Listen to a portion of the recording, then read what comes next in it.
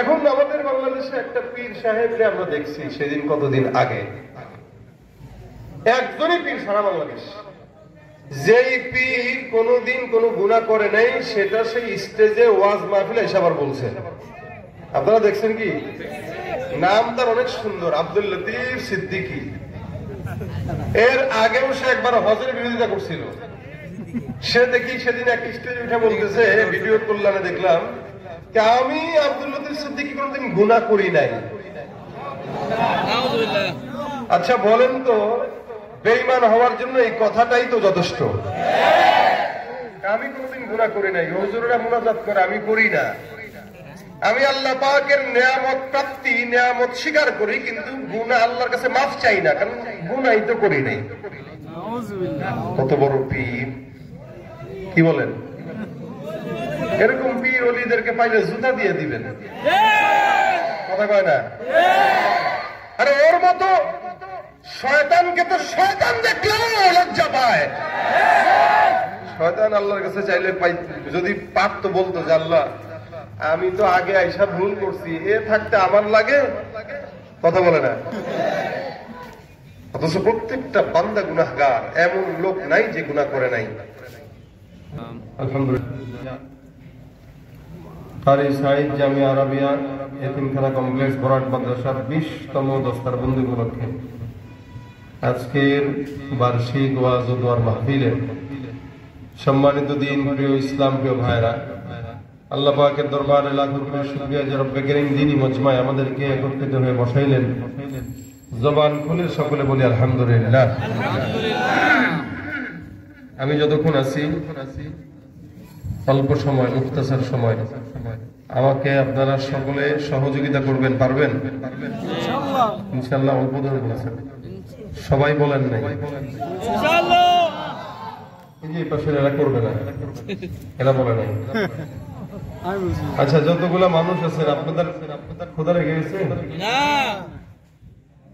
আপনাদের কি দুর্বলতা লাগতেছে অথবা ঘুম আসতেছে? কিছুই যদি না হয়, আমি যতক্ষণ বক্স আনসার থেকে মনিটর আনবে, আমি আমার কথা বুঝতেছি না ঠিক মতো, গ্যাঞ্জাম মনে হচ্ছে আমার কাছে সাউন্ড। আপনারা বুঝতে পারলেই হবে। যদি আপনারা বুঝেন, আমি যতক্ষণ আছি ততক্ষণ আমার সাথে আওয়াজ দিবেন।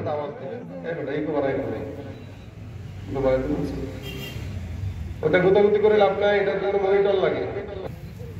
ফ্যানদের কাজ করতে যেতেছে। আমি যতক্ষণ আছি ততক্ষণ আওয়াজ, আপনাদের আওয়াজ থাকবে কম না বেশি? হ্যাঁ, এই সহযোগিতাই আমি চাচ্ছিলাম এতক্ষণ ধরে। যতক্ষণ আমি থাকবো আওয়াজ হবে সিংহের মতো না বিড়ালের মতো? নারায়ে তাকবীর, আরো জোরে লিল্লাহে তাকবীর।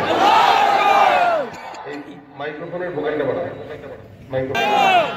যদি আপনারা আমার সাথে সজাগ থাকেন, আর এই তো কমায় ভাই, আওয়াজ সজাগ থাকলে আমি ওয়াজও করবো, মাঝে মাঝে একটা গজলও গাবো। হ্যাঁ, এখন ঠিক আছে? কতক্ষণ থাকবেন? মুখস্থ বলি শিখছে সারা রাত। হ্যাঁ, আমি যতক্ষণ আছি ততক্ষণ, আমি যতক্ষণ আছি ততক্ষণ থাকবেন, আওয়াজ দিবেন, জবান বন্ধ রাখবেন। কি বললেন? জবান বন্ধ থাকবে? কি থাকবে? আসবে বিজয় রক্ত আর জীবনের বিনিময়, আসবে বিজয় রক্ত আর জীবনের বিনিময়। বিপ্লবমান জীবন দেয়া বসে থাকা নয়, সে কোনদিন আসবে না রে, করো যদি ভয়। ওই ময়দানেতে যেতে তোমাকে হবে, প্রয়োজনে সব রক্তটুকু জমিনেই ঢেলে দেবে। তোমায় লড়তেই হবে, মানিবে না পরাজয়, তবুও তোমায় লড়তেই হবে, মানিবে না পরাজয়। বিপ্লবমান জীবন দেয়া বসে থাকা নয়, সে কোনদিন আসবে না রে, করো যদি ভয়। ভয় করবো কাকে? আল্লাহর ভয় আমাদের হৃদয়ে ঢুকায় দেখবো না আমি। আমি আপনাদের সামনে আয়াতে কারিমার কোরআন থেকে একটি আয়াতের অংশ বিশেষ তেলাওয়াত করেছি। এই আয়াতের অনুকূলে ইনশাআল্লাহ আল্লাহ পাক যদি তৌফিক দান করে কিছু কথা আল্লাহ পাক বলার তৌফিক দিক, যা বলবো শুনবো আমলের নিয়তে বলার শোনার তৌফিক দান করুন। আমিন। খেয়াল থাকবে আমার দিকে, ডানে বায়ে কারো দিকে তাকানো যাবে না, কোনো সার কিছু দেখা যাবে না। যতক্ষণ আমি আছি চেহারা কার দিকে? আমার দিকে। বাস আমি যতক্ষণ আছি আমার দিকেই দেখেন, ডানে বামে দেখার কোনো দরকার নাই। প্রশ্ন করি, বলেন তো এইখানে যারা বসা আছি এমন একজন দাঁড়ান যে লোকটা বলবেন আমার জিন্দেগিতে আমি কখনো এক বিন্দু গুনাহ করি নাই? আছেন কেউ? বলেন তো সারা বাংলাদেশে কেউ আছে? বিশ্বে কেউ আছে? অর্থাৎ এই সারা বিশ্বে কোটি কোটি কোটি কোটি মুসলমান, এই কোটি কোটি মুসলমানের মধ্যে একটা মুসলমান এটা বলতে পারবে না যে আমার কোনো গুনাহ নাই। যত বড় পীর হোক, যত বড় বুজুর্গ হোক, প্রত্যেকটা মানুষের গুনাহ খাতা আছে অবশ্যই। এখন আমাদের বাংলাদেশে একটা পীর সাহেবকে আমরা দেখছি সেদিন কতদিন আগে, একজনই পীর সারা বাংলাদেশ, যেই পীর কোনদিন কোনো গুনাহ করে নাই সেটা সেই স্টেজে ওয়াজ মাহফিলে এসে আবার বলছে। আপনারা দেখছেন কি? নাম তার অনেক সুন্দর, আব্দুল লতিফ সিদ্দিকী। এর আগেও সে একবার হজের বিরোধিতা করছিল। সে দেখি সেদিন এক স্টেজে উঠে বলতেছে, ভিডিও কল্যাণে দেখলাম, আমি আব্দুল লতিফ সিদ্দিকী কোনদিন গুনাহ করি নাই। আচ্ছা বলেন তো, বেঈমান হওয়ার জন্য এই কথাটাই তো যথেষ্ট? আমি কোনদিন গুনাহ করি নাই। হুজুররা মুনাজাত করে, আমি করি না। আমি আল্লাহ পাকের নিয়ামত প্রাপ্তি, নিয়ামত স্বীকার করি, কিন্তু গুনাহ আল্লাহর কাছে মাফ চাই না, কারণ গুনাহই তো করি নাই। কত বড় পীর! কি বলেন? এরকম পীর ওলিদেরকে পাইলে জুতা দিয়ে দিবেন, কথা কয় না? আরে ওর মতো শয়তানকে তো শয়তান দেখলেও লজ্জা পায়। শয়তান আল্লাহর কাছে চাইলে যদি পারতো বলতো যে আল্লাহ আমি তো আগে আইসা ভুল করছি, এ থাকতে আমার লাগে, কথা বলে না। অথচ প্রত্যেকটা বান্দা গুনাহগার, এমন লোক নাই যে গুনাহ করে নাই। দুনিয়াতে মানুষের হায়াতে গুনাহ যদি প্রকাশ হইতো, আপনি আপনার দিল থেকে একটু ভাবেন তো, যত গুনাহ আপনি আমি করছি, এই সব গুনাহ যদি আল্লাহ পাক আমাদের মানুষের সামনে প্রকাশ করত, আমি আপনাদের সামনে ওয়াজ করতে পারতাম না। কোন স্বামী তার বিবির সামনে দাঁড়াইতে পারতো না, কোন বিবি স্বামীর সামনে দাঁড়াতে পারতো না, সন্তান বাবার সামনে সম্মান দিয়ে দাঁড়াইতে পারতো না, আবার বাবা তার সন্তানের সামনে দাঁড়াইতে পারতো না। কেন? যদি গুনাহ প্রকাশ হইত। কথা বুঝেন নাই? তাহলে গুনাহ সমাজ নাই কাদের? নাই হচ্ছে নবীদের। কারণ প্রত্যেকটা নবী আদম থেকে মুহাম্মদ পর্যন্ত নিষ্পাপ। সন্দেহ আছে? সাহাবা একরাম নিষ্পাপ। সুবহানাল্লাহ, সুবহানাল্লাহ আসতে কয় না। সাহাবা আজমাইন নিষ্পাপ, নবীরা নিষ্পাপ, তাবেঈদেরকেও আল্লাহ পাক মাফ করে দিয়েছেন। নবী করিম সাল্লাল্লাহু আলাইহি ওয়াসাল্লাম বলেছেন, যারা সাহাবীদেরকে দেখেছে আল্লাহ তাদেরকেও মাফ করে দিয়েছেন।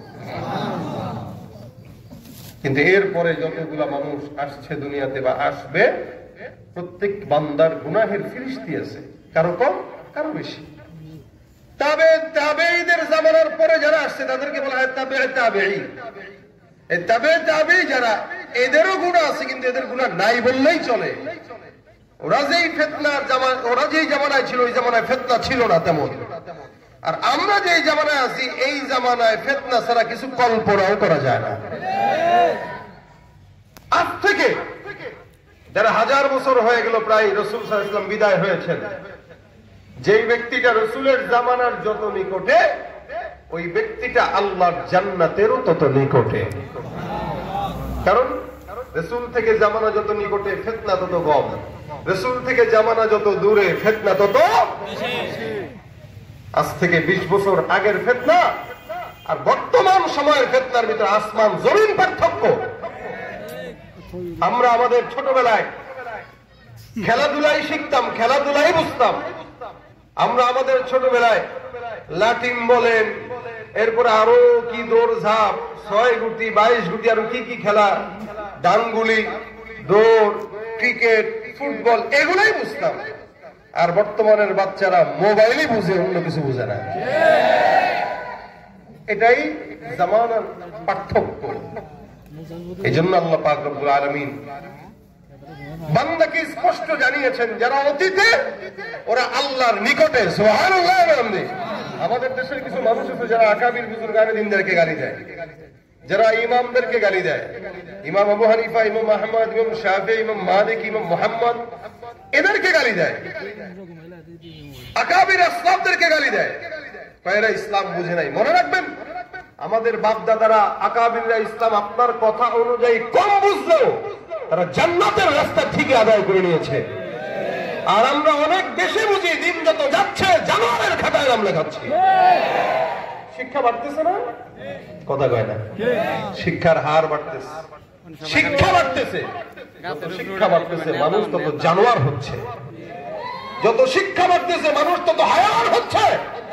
হায়াওয়ান যদি নাই হতো, একটা সন্তান আলিয়া মাদ্রাসায় পড়ে, আলিয়া মাদ্রাসায় পড়ে দাঁড়িয়ে আছে, পাঞ্জাবি পড়েছে, এরপরও প্রেমিকার কথা নিয়ে মাকে হত্যা করতে পারে না। যত যে জামানা খারাপ হলে পরে একটা সন্তান তার মাকে হত্যা করতে পারে, বলেন কতটা জামানা খারাপ হলে পরে একটা সন্তান তার মাকে হত্যা করে। কোন জামানায় আসলাম যেখানে মা সন্তানের জন্য জান্নাত, যেখানে মায়ের পায়ের নিচে আমার জান্নাত, যে মায়ের চেহারায় দেখালে হাজার সওয়াব পাওয়া যায়। সুবহানাল্লাহ। সেই মাকে হত্যা করতেছে, সেই মাকে হত্যা করতেছে। তাহলে বলেন, যে শিক্ষা তার মাকে হত্যা করা, ওটা শিক্ষা না, ওটা শিক্ষা না, ওটা মানুষও না। এগুলা মানুষ নয়, জানোয়ারের চাইতেও খারাপ, জানোয়ার পশুর চাইতেও খারাপ। এই জন্য আমার সমাজের ফিতনা আর 100 বছর আগের, 50 বছর আগের ফিতনা এক নয়। আগে গুনাহ ছিল না তাও না, আগেও গুনাহ ছিল, কিন্তু প্রচার ছিল না, গুনাহের প্রচার ছিল না। প্রচার যখন না থাকে প্রসারও হয় না, আর প্রচার যখন হয় প্রসারও হয়। আগের গুনাহের প্রচার ছিল না, তাই প্রসার হতো না। আর এখন গুনাহ ইউটিউবে ফেসবুকে দেখে দেখে শিখতেছে, তার প্রসার হচ্ছে। নয়তো কিভাবে একটা নারীকে 10 জন মিলে হত্যা করে, কিভাবে সেই সিলেটটা কোন জায়গার ঘটনা, বাচ্চাকে কানাইঘাটে নাকি কোন জায়গায়, এটা ছোট্ট বাচ্চাকে পর্যন্ত মেরে পুঁতে রাখছে মুনতাহা। তা দেখেন জামানা কোথায়, শিক্ষা আছে। শিক্ষা, যেই শিক্ষা একটা ছোট্ট 4-5 বছরের বাচ্চাকে হত্যা করায়, আপনারা কি বলেন, ওটা কি শিক্ষা না কুশিক্ষা? এই শিক্ষা অর্জন করে মানুষ মানুষ হইতেছে না, জানোয়ার হইতেছে। এই জন্য জামানা খারাপ হয়ে গেছে। জামানা খারাপ না, জামানার সময় যেটা চলতেছে, ফিতনার সময়, যার কারণে মানুষ খারাপ হচ্ছে। গুনাহ একটা দেখে শিখে 10 জন।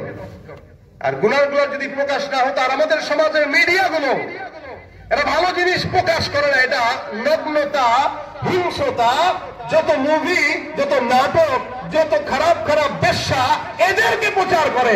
আলেমী দিন হাফেজ কোরআনের প্রচার প্রসার করে না, এটা হলুদ মিডিয়া। এদের কারণে প্রচার হচ্ছে, প্রসার হচ্ছে। যত গুনাহ হবে এদের ভাগে যাবে। অথচ আগের মানুষের তো এত শিক্ষা ছিল না, কিন্তু তারা জান্নাতি ছিল। আগের মানুষের শিক্ষা ছিল না, তাদের জবানে জিকির ছিল। আগের মানুষের শিক্ষা ছিল না, 5 ওয়াক্ত নামাজে জামাত ছিল। এ মুসলমান, এই জন্য আল্লাহ পাক স্পষ্ট বান্দাকে জানাইছেন, as-sabiqun as-sabiqun was-sabiqun as-sabiqun ulaika al-muqarrabun fi jannatin na'im sullatum minal awwalin wa qalilun minal akhirin। আবার আল্লাহ পাক রব্বুল আলামিন বান্দাকে জানায়া দেয়, জমিনের মধ্যে যতগুলো বান্দা অতীতের অতিবাহিত হয়ে গেল, এরা সব আল্লাহ পাকের জান্নাতি, আল্লাহর নিকটবর্তী, জান্নাতের নিকটবর্তী। জামানা যত রাসূলের নিকটে, মানুষ তত আল্লাহর নিকটে। জামানা যত রাসূলের জামানা থেকে পিছনে, মানুষ তত জান্নাত থেকে দূরে, জাহান্নামের নিকটে। আমাদের আজকের সমাজ যেই সময়টা আমরা অতিবাহিত করতেছি, 1446 হিজরি চলতেছে। বলেন তো, নবী করিম সাল্লাল্লাহু আলাইহি ওয়াসাল্লামের জামানা থেকে 1446 বছর পরে আমরা অবস্থান করতেছি। তার মানে আমার থেকে 50 বছর আগে যে ব্যক্তিটা দুনিয়ার জমিনে আগমন করেছেন, আমার থেকে 50 বছর আগে হলেও ওই ব্যক্তিটা পয়গম্বরের নিকটে, জান্নাতের নিকটে। কথাটা কি বুঝছেন আপনারা? যেই বান্দাটা যত দিতে ওই বান্দা তত আল্লাহর জান্নাতের নিকটে। এই জন্য আমার বাবা আমার চেয়ে ভালো, আমার দাদা তার চেয়েও ভালো, কারণ তারা রাসূলের আমার চাইতে একটু হলেও নিকটে। আর আমি তাদের থেকে পরে আসার কারণে আমি পয়গম্বরের জামানা থেকে অনেক পিছনে। হে মুসলমান, খুব বুঝবেন, আজ থেকে 30-40 বছর আগের কথাও যদি চিন্তা করেন, গ্রামগঞ্জে কোনো মা বোন যদি হাঁটতো, মা বোন হাঁটার সময় পর পুরুষ যখন নজরে পড়ে যেত, এই ঘোমটাটা নাক পর্যন্ত দিয়া সুন্দর করে কোনো বাড়ির উদানার ভিতরে লুকায় যাইত অথবা গাছের আড়ালে লুকাইত। রাস্তা দিয়ে হেঁটে যায়, সামনে কোনো পুরুষ যদি পড়তো, পুরুষ মানুষকে দেখলেই সাথে সাথে ঘুমটা যায়, যদিও বয়স হয় 60 বছর, যদিও বয়স হয় 70 বছর। এই 60 বছরের মুরব্বীটাও পর্যন্ত ওড়না টেনে দিয়ে গাছের আড়ালে লুকায় যাইত। যখন গোসল করতো, গোসল করার পরে কাপড়টা কোনোদিন মানুষের সামনে নাড়তো না, এই কাপড়টাও আড়ালে নাড়তো, যেন কোনো পরপুরুষ তার কাপড় না দেখতে পারে। আর বর্তমান জামানার মা বোনেরা কোন পুরুষকে দেখলে পলাবে তো দূরের কথা, বুকে ওড়না থাকলে সেটাকেও সরায়া দেয়। হে মুসলমান ভাইরা আমার, যার কারণে জামানার হাল তেমন। আবার চাই স্বাধীনতা। ইসলাম কি নারীদেরকে স্বাধীনতা বেশি দিছে না কম দিছে? আল্লাহ ইসলাম নারীদেরকে স্বাধীনতা দিছে বেশি, আর এরা কয় সমান অধিকার চায়। কত বড় বেআকুল হলে ইসলাম তোর বেশি দিলেও তুই এটার কমায়া স্বাধীনতা চাস। আর বাংলাদেশে যারাই নারীদের স্বাধীনতার স্লোগান দেয়, এরা সব হলো লুচ্চা বদমাশের দল। মনে রাখবেন, শিয়াল যেভাবে মুরগির স্বাধীনতা চায়, বাংলাদেশের নারীবাদী পুরুষগুলো ওই শিয়ালের মতো চায় যে এই নারী জাত যদি প্রকাশ্যে খোলামেলা চলে, এদেরকে হেনস্থা করতে সহজ, এদেরকে ভোগ করতেও সহজ। ঠিক শিয়ালের মতো এই সমস্ত লুচ্চা বদমাশ গুলো নারীদের স্বাধীনতা চায়। নারী স্বাধীনতার নামে এলো কলঙ্কের জোয়ার, নারী স্বাধীনতার নামে এলো কলঙ্কের জোয়ার। একই নারীর অধিকার কখন জানি শেষ হবে এই অশ্লীলতার, ঠিক না? কমিশনার থেকে ইউনিয়ন পরিষদে ক্রমান্বয়ে দেখো রে ভাই একেবারে সংসদে, নারী থাকবে সুখের নীড়ে, এত কষ্টের কি দরকার? নারী থাকবে সুখের ঘরে, এত কষ্টের কি দরকার? একে নারীর অধিকার কখন জানি শেষ হবে এই অশ্লীলতা, ঠিক না? আগের কালের মা বোনেরা পুরুষদেরকে দেখলে পর্দা করতো, হেজাব টেনে দিত, নেকাব টেনে দিত, না টেনে দিত, লুকায় যাইত। বর্তমানের মেয়েরা পুরুষদেরকে দেখলে আর হুমড়ি খেয়ে পড়ে, না? দেখলে হুমড়ি খায়। পরকিয়া বাড়ছে না কমছে? মুসলমান রাস্তায় নারী, বাজারে নারী, যেখানে যান সেখানেই নারী। আর আমরা সব এখন ঘর জামাই বসে আছি শ্বশুর বাড়ি। এজন্য নারীদের বয়স যদি একটু বেশিও হয়, আর আপনি যদি খালি কোনো মতো আংটি ডাকেন, কোন অ্যাঙ্গেল থেকে আমার আংটি মনে হয় বয়স বেশি নাকি? মাত্র 40। বিয়ে আরেকটা করবে ভাব। আর যদি কোনো মতে বাজারে গেছে, দোকানে গেছে, মার্কেটে গেছে, পাশের দোকানের শাড়িওয়ালা দোকানদার কয়, হ্যাঁ রে ভাবি আইছে, তাড়াতাড়ি চা দে। এই চা দিয়া শুরু হয় গোনা যেতে যেতে বিছানা পর্যন্ত গড়া। এ মুসলমান, ফেতনার জামানা অনেক বেশি, গুনাহ চতুর্দিকে হাত ছাড়িয়ে দিয়া ডাকে, যার কারণে মা বোনরা এই অবস্থা। আল্লাহ রাসূল সাল্লাল্লাহু আলাইহি ওয়াসাল্লাম বলেন, আন-নিসাউ হাবায়ুশ শাইতান, জমিনের মধ্যে নারী জাতিরা হলো শয়তানের রশি।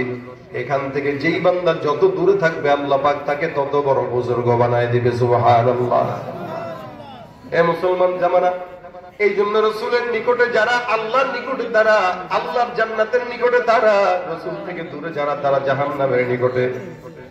আমাদের 20 বছর আগের কথাও যদি আপনাদেরকে বলি, আপনারা মিলায় দেখেন তো, আপনার দাদা, আপনার বাবা প্রতিদিন সকালবেলা তেলাওয়াত না করে কোনোদিন কাজের মধ্যে হাত দিত না।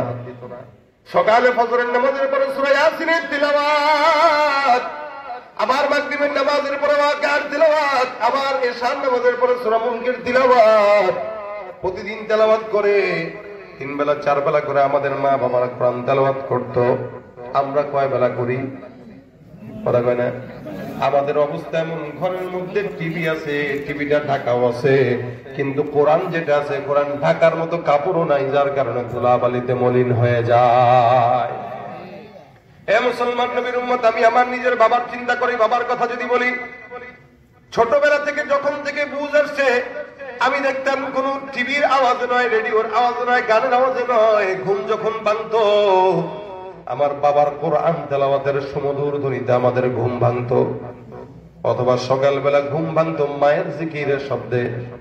যখন ঘুম থেকে জাগতাম দেখতাম মা তাসবিহটা হাতের মধ্যে নিয়ে জিকির করে, সুবহানাল্লাহ, আলহামদুলিল্লাহ, লা ইলাহা ইল্লাল্লাহ।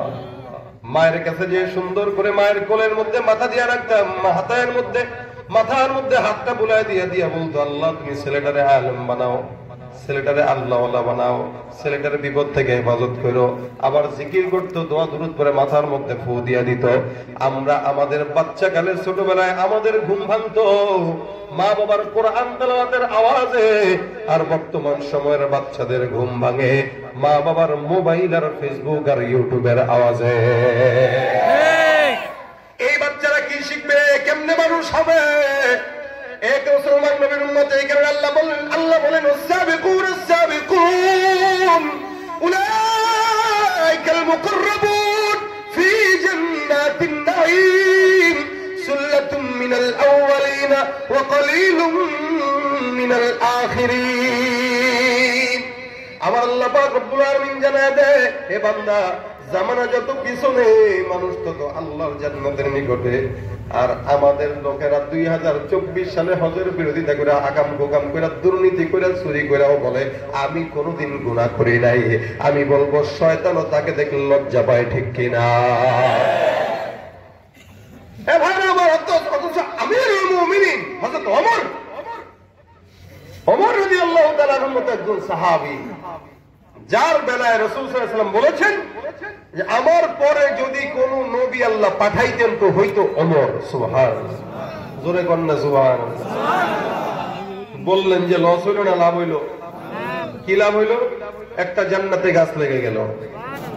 এখনো বলে না সুবহানাল্লাহ। এখন যারা বলছেন আরেকটা জান্নাতে গাছ লেগে গেছে। সুতরাং যতক্ষণ থাকবেন সুবহানাল্লাহ বলবেন তো ইনশাআল্লাহ, আওয়াজ দিবেন তো ইনশাআল্লাহ।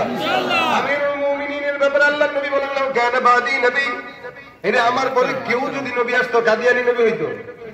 কথা বোঝো না? কাদিয়ানি হইতো। কাদিয়ানি নবী না ভণ্ড? ভণ্ড না কাফের? নবী না কাফের? তারা যারা মানবে তারাও কাফের, তারা যারা সাপোর্ট করবে তারাও কাফের। কথা কয় না? কি হবে শেষ নবীজির উম্মতে বলে দাবি করে, যদি ওই নবীর চেয়ার কাদিয়ানিরা দখল করে। শেষ নবীজির উম্মতে বলে দাবি করে, যদি ওই নবীর চেয়ার কাদিয়ানিরা দখল করে। নবীজির জন্য যদি রক্তের বহে নদী, নবীজির জন্য যদি রক্তের বহে নদী, তবুও হটবো না এই দাবি থেকে। কি হবে বেঁচে থেকে অযথা বিদ্যা শিখে, যদি না গড়তে পারি শোষণবিহীন সমাজটাকে? ঠিক কিনা? এই বক্স বানাও। আল্লাহ পাক রব্বুল আলামিনের হাবিব বলেন, লাউ কানা বাদি নবী, আমার পরে কোন নবী যদি আল্লাহ পাক রব্বুল আলামিন পাঠাইতেন, আমার পরের নবীটাই হইতো আমার সাহাবী ওমর। এত দাম, এত দাম, এত দাম। ওমর রাদিয়াল্লাহু তাআলা আনহু দেখেন, যেখানে ওই লতিফ কাজ্জাবি এই লোকটা যখন বলে আমার কোনো গুনাহ নাই, সেখানে চিন্তা করে দেখেন ওমর ডাক দিয়া বলতেছেন, ওমর রাদিয়াল্লাহু তাআলা আনহু জামানা একজন সাহাবী ছিলেন, নাম ছিল হুযায়ফা ইবনে ইয়ামান রাদিয়াল্লাহু তাআলা। হযরত হুযায়ফার কাছে পয়গম্বর মুনাফিকের লিস্ট দিয়ে রাখছিলেন। মদিনার কোন কোন মুনাফিক কেউ না জানলেও জানতো কে বলে হুযায়ফা। আমিরুল মুমিনিন একদিন তার কাছে যায়, যে ডাক দিয়ে বলে, হুযায়ফা আমাকে একটু বলো, আমি ওমরের নামটা কি মুমিনের খাতায় নাকি মুনাফিকের খাতায় আছে? ওমর রাদিয়াল্লাহু তাআলা আনহু মতো একজন অর্ধজাহানের খলিফা, উনি বলতেছেন আমার নামটা কি ইমানদারের খাতায় নাকি মুনাফিকের খাতায় একটু বলো। হুযায়ফা ডাক দিয়া বলতেছে, হে আমিরুল মুমিনিন, আপনি আমাকে জিজ্ঞাসা করছেন, বলাটা আমার জন্য উচিত ছিল, কিন্তু আল্লাহ রাসূল সাল্লাল্লাহু আলাইহি ওয়াসাল্লামের নিষেধ আছে, কার নাম মুনাফিকের খাতায় তার নাম ইমানদারের খাতায় এটা বলা যাবে না। আমিরুল মুমিনিন পেরেশানিতে পড়ে গেলেন, আরে আমার নামটা যদি মুনাফিকের খাতায় থাকে জাহান্নাম, আর আমার নামটা যদি ইমানদারের খাতায় থাকে তাহলে তো আলহামদুলিল্লাহ। আমিরুল মুমিনিন টেনশন করতেছে, কি করবে কি করবে, বারবার পেরেশানি, বারবার টেনশনের মধ্যে আমিরুল মুমিনিন 3 দিন রাত অতিবাহিত করলেন। 3 দিন গেল, 3 রাত গেল, ঘুম আসে না, চোখের মধ্যে কোনো ঘুম নাই। আমিরুল মুমিনিন টেনশন করে, আহারে আমার নামটা কি যেই না জানি মুনাফিকের লিস্টির মধ্যে ঢুকে গেছে। ওমরের মতো একজন সাহাবী অর্ধজাহান চালাইল, সেই সাহাবী যদি চিন্তা করে আমাদের চিন্তা লাগবে কি লাগবে না? বেশি না কম? এ মুসলমান নবীর উম্মত, 3 দিন পরে একদিন রাত্রিবেলা গভীর রাত, সাহাবী হুযায়ফার দরজার মধ্যে যে ওমর বলে, হুযায়ফা দরজাটা খোলো। হুযায়ফা ডাক দিয়া বলে, আমি কে? বলে, আমি আমিরুল মুমিনিন ওমর। হুযায়ফা বলে, হুজুর এত রাত্রিবেলা কেন আপনি আমার দরজার সামনে হাজির? একবারের খবর যদি পাঠাইতেন আমি আপনার সামনে চলে যেতাম। আফওয়ান, মাফ করবেন। ওমর রাদিয়াল্লাহু তাআলা আনহুকে বলতেছেন, হুজুর কি করতে পারি আপনার জন্য বলেন। আমিরুল মুমিনিন ওমর ডাক দেয়া বলে, হুযায়ফা আমি তোমার কাছে এমন কোনো কিছু চাওয়ার জন্য আসি নাই, কেবলমাত্র একটা কথার জবাব দেওয়ার জন্য তোমার কাছে আসলাম। সেই জবাবটা তুমি সত্য সত্য আমার কাছে দিবা। আমিরুল মুমিনিন ওমর ডাক দেয়া বলেন, হুযায়ফা আমি আমিরুল মুমিনিন কতদিন হায়াত পাই আমার জানা নাই, তবে আমার ইন্তেকালের পর তুমি হুযায়ফা আমার লাশের জানাজার নামাজ পড়বা কিনা জবাব দাও।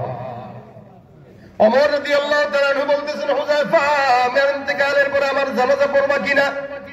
হুযায়ফা ডাক দিয়ে বলেন, কি বলেন আমিরুল মুমিনিন, আপনার মতো একজন সাহাবী যার ব্যাপারে আমার পয়গম্বর নবুয়তের মাসলা দিয়া দিছে, কেউ যদি নবীর পরে আসতো সেই হয়তো আপনি।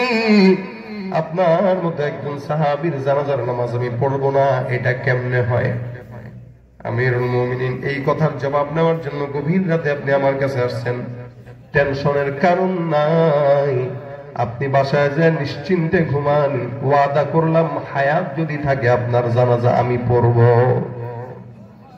আমিরুল মুমিনিন এবার নিশ্চিন্ত হয়ে গেলেন, উনি আল্লাহর কাছে হাত উঠায় গেলেন, আলহামদুলিল্লাহ মালিক, আমার প্রশ্নের জবাব মিলে গেল, হুযায়ফা আমার জানাজার নামাজ পড়বে, আমি খুশি। হুযায়ফা ডাক দিয়া বলে, এইটা কথার জবাব দেওয়ার জন্য গভীর রাতে আপনি আমার দরজায় কেন? এই কথাটা জানার জন্য আপনার এমন কি দরকার? আমিরুল মুমিনিন ওমর ডাক দিয়া কয়, হুযায়ফা বুঝবি না, সেদিন তোর কাছে আমি জানতে চাইলাম আমার নামটা কি মুনাফিকের খাতায় নাকি ইমানদারের খাতায়, সেদিন তুমি আমাকে জবাব দাও নাই, আমি পেরেশান, না জানি আমার নামটা মুনাফিকের খাতায় আছে, আমি টেনশন করতেছি কবরে যাওয়ার পরে জান্নাত পাবো নাকি জাহান্নাম পাবো। আমি জানি মদিনার সব মুনাফিকের লাশের জানাজা অন্য কেউ পড়লেও তুমি হুযায়ফা পড়ো না, কারণ তুমি জানো কে মুনাফিক কে ইমানদার। এই জন্য আমি তোমার কাছে প্রশ্ন করতে আসলাম, আমার লাশের জানাজাটা তুমি পড়বা কিনা? তুমি যেহেতু পড়বা, তার মানে আমার বোঝা হয়ে গেল আমি ওমরের নামটা মুনাফিকের খাতায় নাই, ইমানদারের খাতায়। বন্দগানে খাসে আল্লামুল গুয়ুব দরজাহা জানে জওয়াসিসুল কুলুব জিম সরশবু এ পিরাহন শনিদি চিরাদর চাহে কিনানশ নদীদি। এ ভাইরা আমার, গুনাহ তো সবারই হয়, সবারই তো টেনশন থাকা দরকার। শুধুমাত্র এরকম নয় হুজুররা গুনাহ করে না আপনারা করেন, আবার এরকম না আপনারা করেন হুজুররা করে না, প্রত্যেকটা মানুষ গুনাহ করে। হুজুর বলেন আলেম বলেন, যার ভিতরে যত ঈমান তার পিছনে তত শয়তান। মনে রাখবেন, যেই ঘরের মধ্যে টাকা বেশি চোর সেই ঘরে যায়, যেই ঘরে স্বর্ণ আছে চোর সেই ঘরে যায়। মনে রাখবেন, যে লোকের দিলের মধ্যে ঈমানের নূর আছে শয়তান সেই লোকের কাছেই যায়। এরা ধোঁকা দেওয়ার জন্য শয়তান পাগল হয়। এই জন্য আমার আল্লাহ পাক রব্বুল আলামিন বলে, বান্দা টেনশন কারণ নাই, গুনাহ যতই হয়ে যাক না কেন মুমিন পেরেশানি নাই, টেনশন নাই, দুশ্চিন্তা নাই। আমি আল্লাহ পাক রব্বুল আলামিন বললাম, কুল ইয়া ইবাদিয়াল্লাযীনা আসরাফু আলা আনফুসিহিম লা তাকুনাতু মির রাহমাতিল্লাহ ইন্নাল্লাহা ইয়াগফিরুয যুনুবা জামিআ ইন্নাহু হুয়াল গফুরুর রহিম। আয়াতটা দিয়েছেন কে? নাজিল করেছেন কে? আল্লাহর কথা সত্য না মিথ্যা? আমার আল্লাহ ডাক দিয়ে বলে, সারা দুনিয়ার বান্দা গুনাহগার। বান্দা যদি গুনাহ না করতো অন্য কোন জাতিকে আমি আল্লাহ বানাইতাম, ওরা গুনাহ করতো আবার আমি আল্লাহর দরবারে তওবা করতো। এই মুসলমান এখানে আমরা যতগুলা বান্দা আছি প্রত্যেকটা বান্দা গুনাহগার। তবে আমার আল্লাহ বলেন, টেনশনের কারণ নাই, আমি আল্লাহ এমন দয়াময় আল্লাহ, এমন দয়ার আল্লাহ, বান্দা তোমার গুনাহ যেখানে শেষ আমি মাওলার রহমত সেখানে শুরু। এই জন্য আমার আল্লাহ বান্দাকে দুইটা আমল শিখাই দিয়েছেন। কয়টা? কথা কয় না? দুইটা। এক নম্বর, ওয়া আনিস্তাগফিরু রাব্বাকুম সুম্মা তুবু ইলাইহি। এক নম্বর হলো ইস্তেগফার করো, দুই নম্বর বান্দা তওবা করো। ইস্তেগফার মানে আল্লাহর দরবারে গুনাহ থেকে মাফ চাওয়া, আর তওবা মানে সামনে কোনোদিন গুনাহ করব না এটার ব্যাপারে ওয়াদাবদ্ধ হওয়া। আমার আল্লাহ বলেন, কেউ যদি ইস্তেগফার আর তওবা করে আমি আল্লাহ বান্দার দুনিয়ার জিন্দেগিতে সমস্ত যত নিয়ামত দরকার সব নিয়ামত দিয়া ভরপুর করে দিব। এ ভাইরা আমার খুব বুঝবেন, কেউ যদি আল্লাহর দরবারে বেশি বেশি ইস্তেগফার করে, নবী বলেন প্রত্যেক দিন কেউ যদি শোয়ার আগে অন্তত বা দিনে যখনই মন চায় গুনার কথা চিন্তা করে কেউ যদি বলে আস্তাগফিরুল্লাহ, নবী ডাক দিয়া বলেন, পাহাড় সমান যদি গুনাহ হয়, সমুদ্রের ঢেউ সম পরিমাণ যদি গুনাহ হয়, সমুদ্রের ফানা পরিমাণ সমান যদি গুনাহ হয়, আমার পয়গম্বর বলেন একবার ইস্তেগফারের মাধ্যমে আল্লাহ পাক বান্দার সব গুনাহগুলো মাফ করে দেয়। তুমি পারো করতে মোচন অভাব লুখি লোকের, তুমি পরম মুক্তি দাতা মালিকে জগতের, তোমার কাছে চাই যে পানা, তোমার কাছে চাই যে পানা, আমরা প্রতিদিন তোমার দয়ায় পূর্ণ আমার সারা নিশিদিন। কার দয়া? ভাইরা আমার, কেউ যদি ইস্তেগফার পড়ে আমার আল্লাহ পাক রব্বুল আলামিন তাকে কতটুকু বলেন, কতটুকু দেন, কতটুকু নিয়ামত দেন। কেউ যদি ইস্তেগফার বেশি বেশি করে আল্লাহ পাক তাকে মুস্তাজাবুদ দাওয়া বানায় দেয়। সুবহানাল্লাহ। মুস্তাজাবুদ দাওয়া মানে বুঝেন তো, যেই ব্যক্তিটা যখন যেই দোয়াই করে আল্লাহ পাক সেটাই কবুল করে নেয়, এটাকে বলা হয় মুস্তাজাবুদ দাওয়া। কথা কি বুঝতেছেন তো? ইনশাআল্লাহ। কেউ যদি বেশি বেশি ইস্তেগফার করে আল্লাহ পাক তাকে মুস্তাজাবুদ দাওয়া বানায় দেয়। ইমাম আহমদ ইবনে হাম্বল রাহমাতুল্লাহ আলাইহি নাম শুনছেন নি? চার ইমামের একজন ইমাম, সারা বিশ্বের মধ্যে তার অসংখ্য অনুসারী আছে। ইমাম আহমদ ইবনে হাম্বল কোন একটা জায়গায় এলাকায় গেলেন সফরে, এশার নামাজের পর মসজিদে ঘুমানোর জন্য প্রস্তুত নিলেন, থাকার জন্য প্রস্তুত নিলেন। মসজিদের খাদেম অথবা মসজিদের কমিটির সভাপতিরা, মসজিদের লোকেরা তাকে বলল, না, আমাদের মসজিদে ঘুমানোর অনুমতি নেই। আল্লাহর বান্দা মসজিদ থেকে বের হয়ে হাঁটা দিল, শীতের রাত, কোথায় যাবে? যাওয়ার জায়গা নাই, শীতের মধ্যে কাঁপতে কাঁপতে হাঁটতেছে। হঠাৎ করে একটা জায়গায় তাকায় দেখে একটা দোকান, রুটির দোকান। যেমন আমাদের এই এলাকার মধ্যে যখন আপনারা হাঁটবেন বাস স্ট্যান্ড গুলোতে চায়ের দোকান আছে না নাই? শীতের ভিতরে সব দোকান বন্ধ থাকলে চায়ের দোকান খোলা, ড্রাইভাররা চা খাওয়া লাগে, যাত্রীরা চা খাওয়া লাগে। এরকম একটা রুটির দোকান খোলা, রুটি বানাইতেছে, আগুন উঠতেছে চুলায়।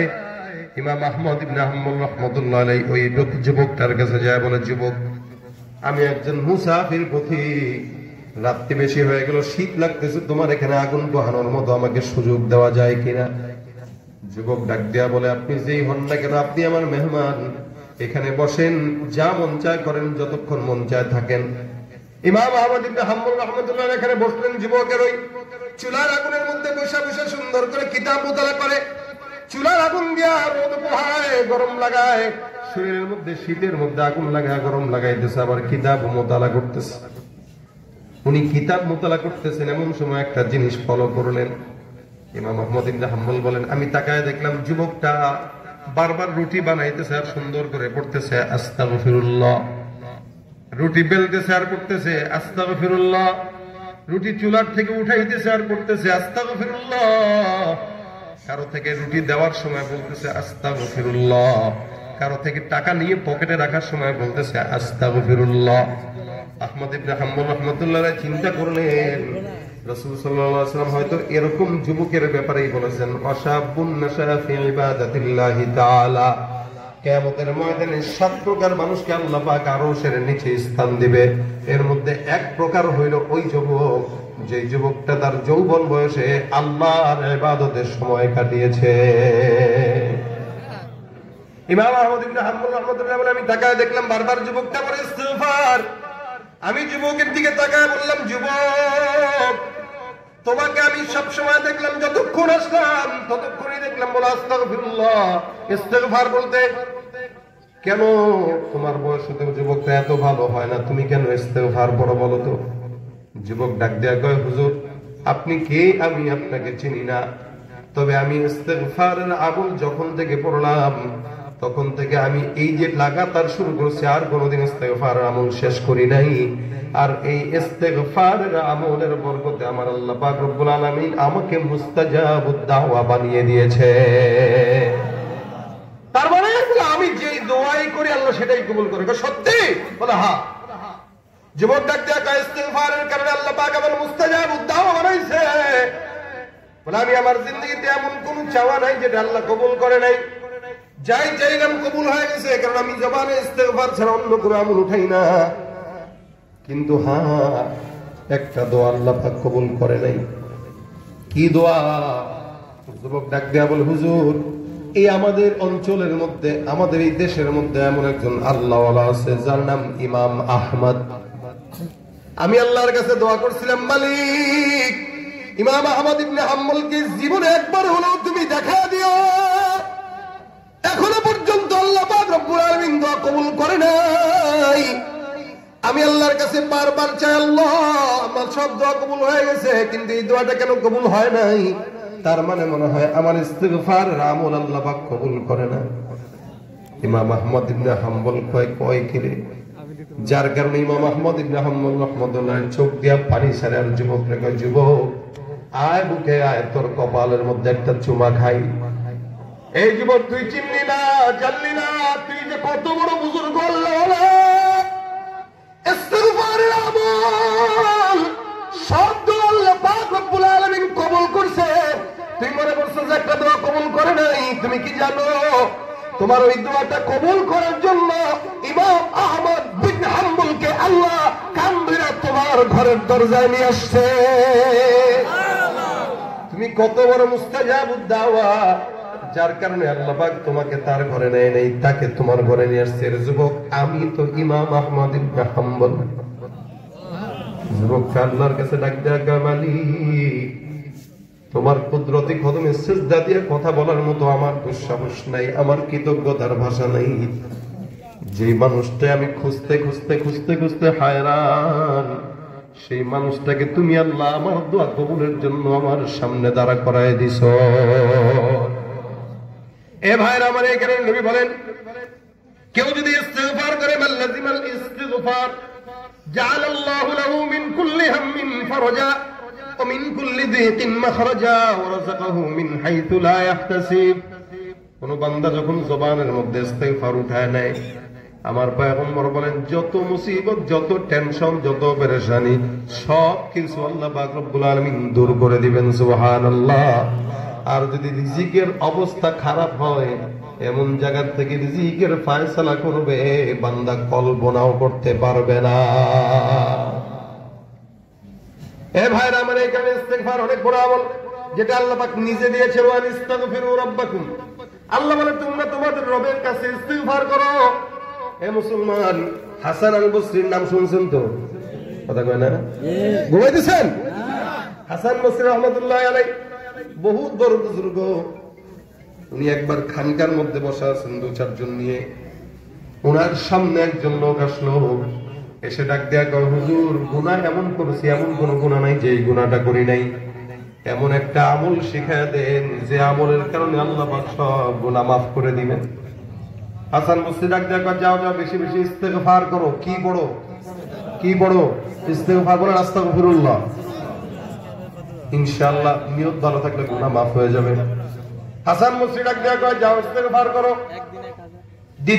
আরেকজন আসলো, দ্বিতীয় লোকটা এসে ডাক দেয়া কয়, হুজুর আমাদের এলাকার মধ্যে আসমান থেকে বৃষ্টি হয় না, এমন কোন আমল শিখায় দেন যে আমলের কারণে আসমান থেকে আল্লাহ পাক বৃষ্টি দান করবে। হাসান বসরি যায় কয়, যাও যাও বেশি বেশি ইস্তেগফারের আমল করো। আবার 3 নাম্বার একজন বান্দা এসে কয়, হুজুর আমার সম্পদ নাই, আমাকে এমন কোন আমল শিখায় দেন যে আমলের কারণে আল্লাহ পাক সম্পদ দান করবে। হাসান আল বসরি রাহমাতুল্লাহ আলাইহি বলেন, যাও যাও বেশি বেশি কি পড়ো? ইস্তেগফার। আরেকজন এসে ডাক দেয়, হুজুর আমার সন্তান হয় না, বিয়ে করলাম অনেক বছর হয়ে গেল, এমন করে আমল শিখায় দেন যে আমলের কারণে সন্তান আল্লাহ দিবেন। সন্তান দেনেওয়ালাকে আল্লাহ, রিজিক দেনেওয়ালাকে, বৃষ্টি দেনেওয়ালাকে, গুনাহ মাফ করেনেওয়ালাকে। কিন্তু আমাদের দেশে কিছু বেআকুল আছে যারা সন্তান না হইলে আজমির শরীফে খাজা বাবার দরবারে দৌড়ায়, মাজারে যায় সেজদা করে, বাবার কাছে যায়, বাবা সন্তান দাও আছে না নাই?